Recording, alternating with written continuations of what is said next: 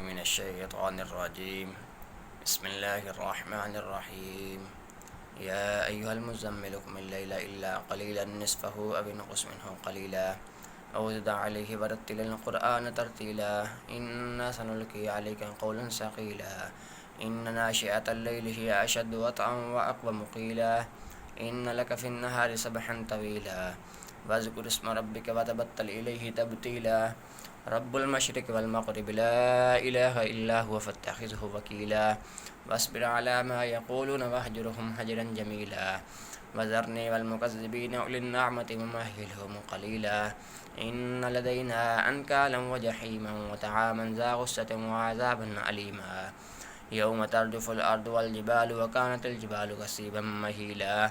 إنا أرسلنا إليكم رسولا شاهدا عليكم كما أرسلنا إلى فرعون رسولا فعصى فرعون الرسول فأخذناه أخذا وبيلا فكيف تتقون إن كفرتم يوما يجعل البلدان شيبا السماء منفطر به كان وعده مفعولا إن هذه تذكرة فمن شاء اتخذ إلى ربه سبيلا إن ربك يعلم أنك تقوم أدنى من ثلثي الليل ونصفه وثلثه وطائفة من الذين معك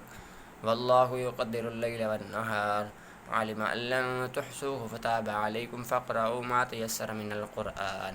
علم أن سيكون منكم مرضى وآخرون يضربون في الأرض يبتغون من فضل الله